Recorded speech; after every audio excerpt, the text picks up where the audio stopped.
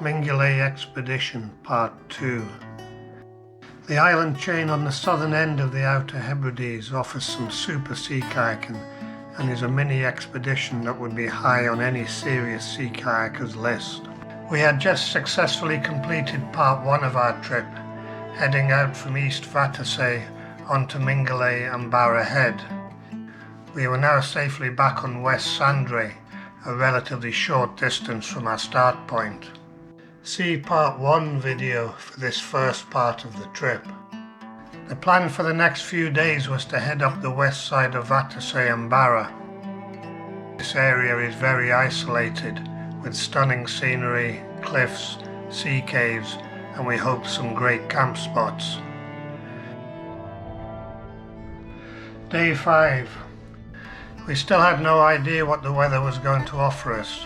We had been very fortunate so far, but in these isles the weather rarely stays settled for more than a few days at a time. So after a leisurely breakfast we packed up and headed north across the Sound of Sandray towards the west side of Vatersay.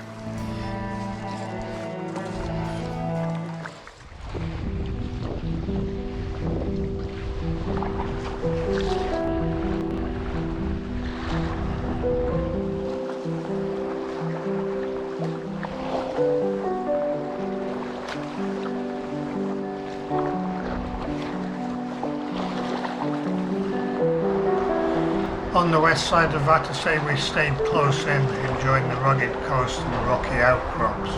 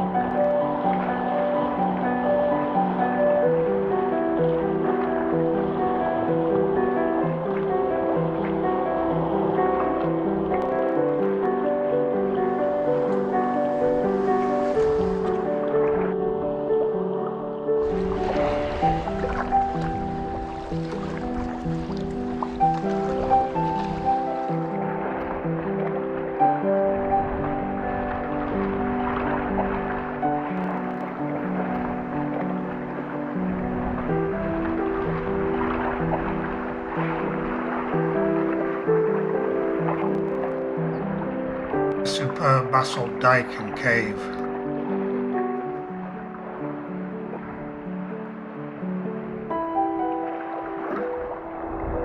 Onto the very impressive gully between Vatersay and Jerusalem. We weren't sure if we could squeeze through this gap or not, but we went to explore anyway.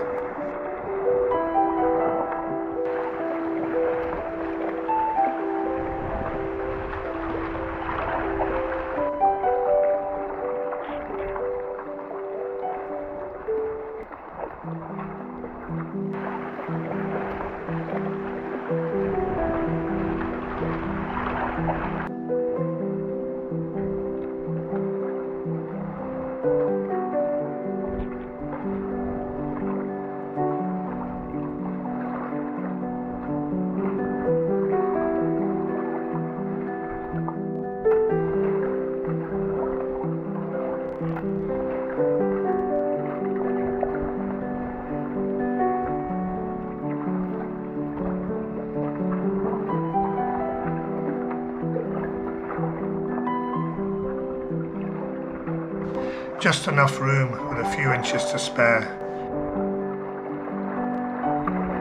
This was an unexpected highlight of this day's paddle.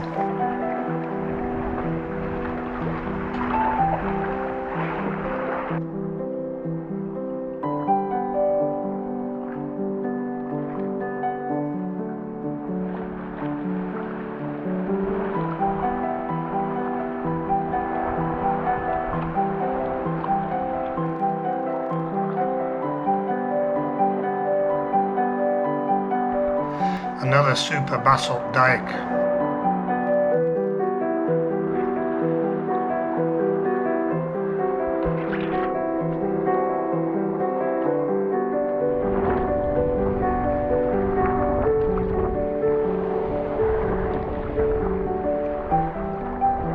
Soon we found the only suitable landing place and camp spot in the area. A super white sand beach.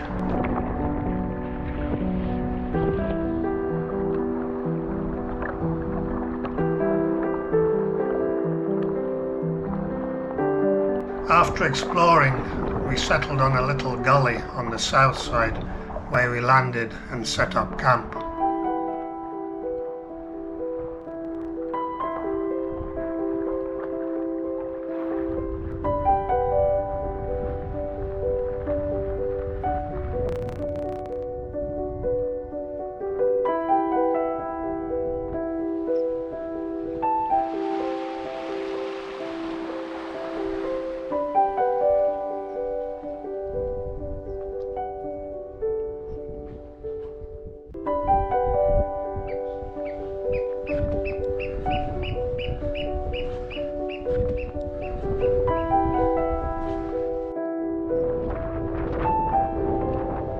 Later on, after a walk, it was time for food, and then of course some whiskey.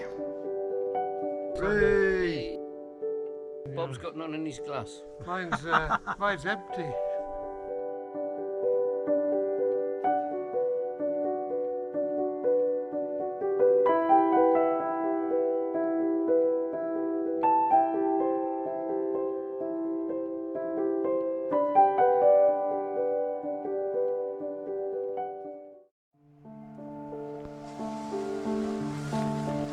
Day 6. A rather windy and chilly morning.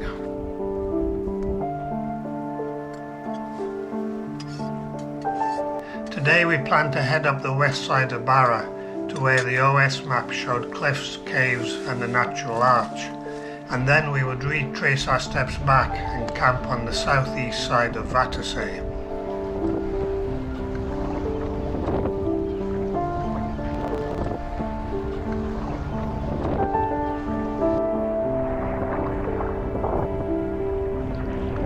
Soon we crossed the Sound of Vatersay with West Barra looking very impressive up ahead.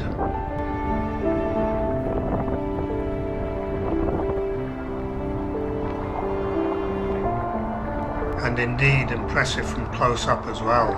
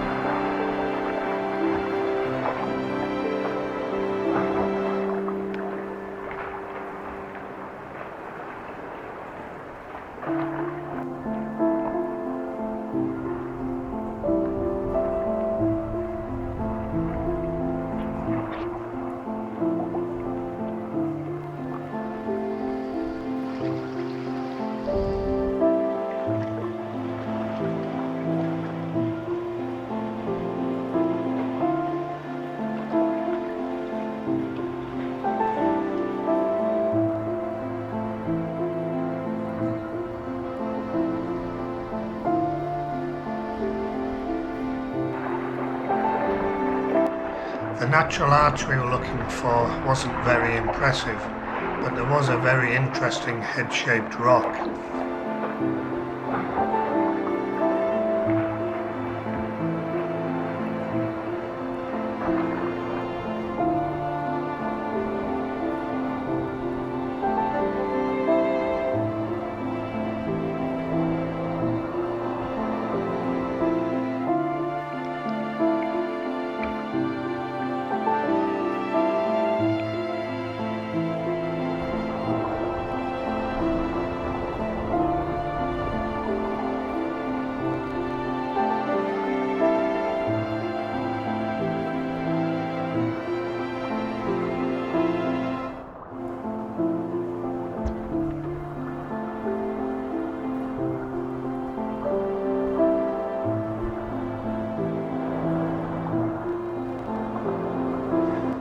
caves. This area is superb.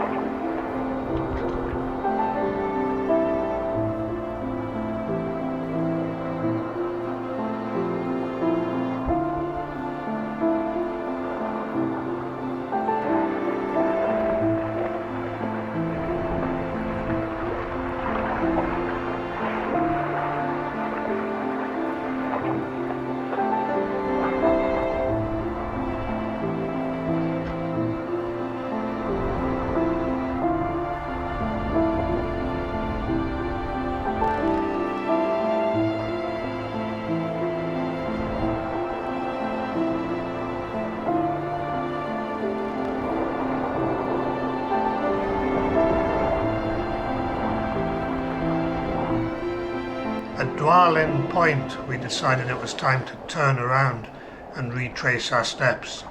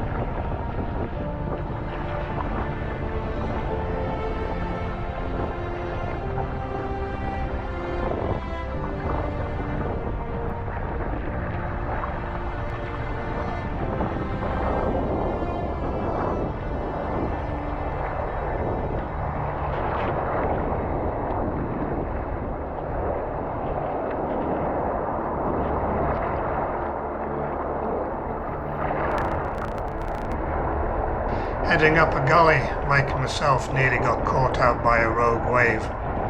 Mike's quick reactions saved the day, and I had less to deal with.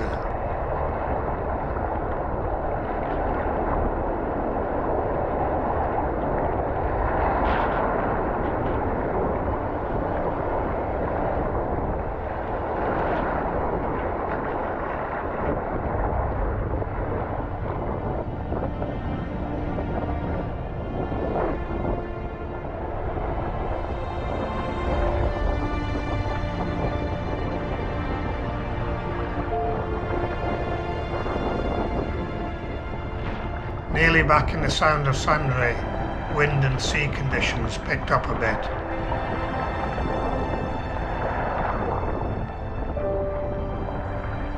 Once in the Sound of Sandray, we got some shelter, and as a bonus the sun came out as well.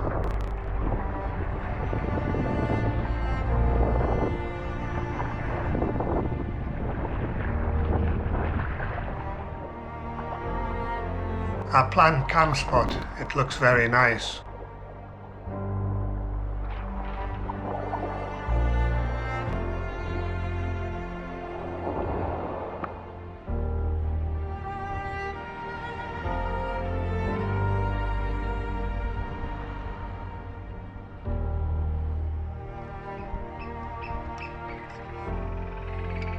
After a brew, I had a walk up Anmeal Summit and another chance to look back on where we had been.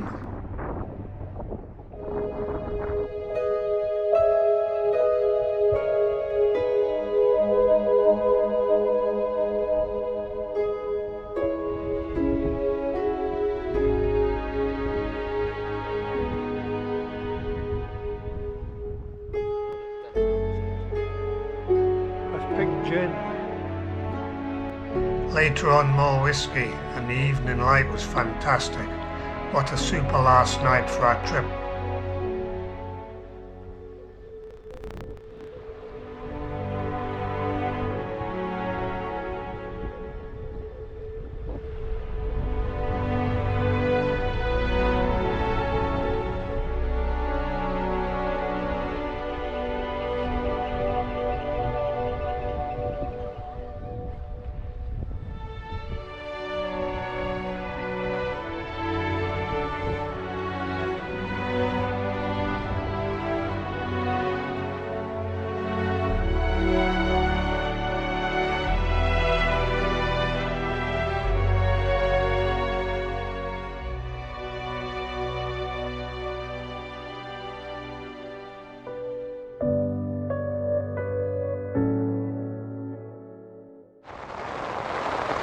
Day 7, our final day of the trip.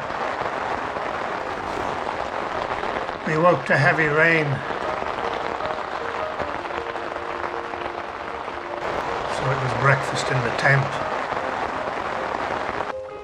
Soon the rain eased and it cleared up altogether by the time we were packed up and on the water. It seemed wrong to go straight back to our launch spot, so we headed back across the Sound of Sandray one more time to check out Sandray's third beach on the northeast point.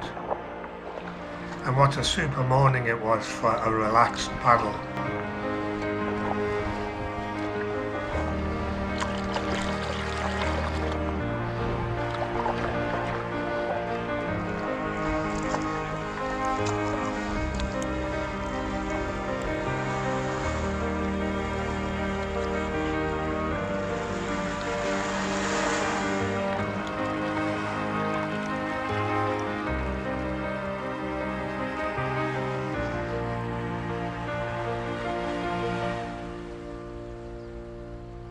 This would make a nice camp spot as well, perhaps one for the next trip.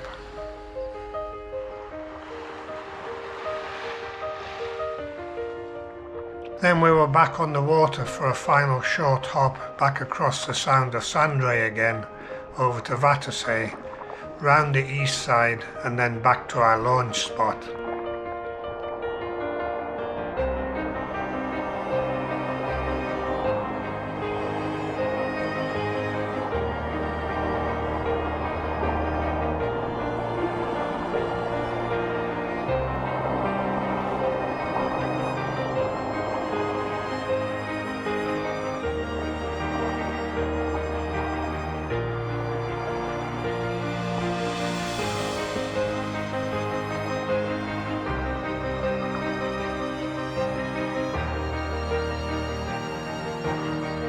Well, what a super trip that was.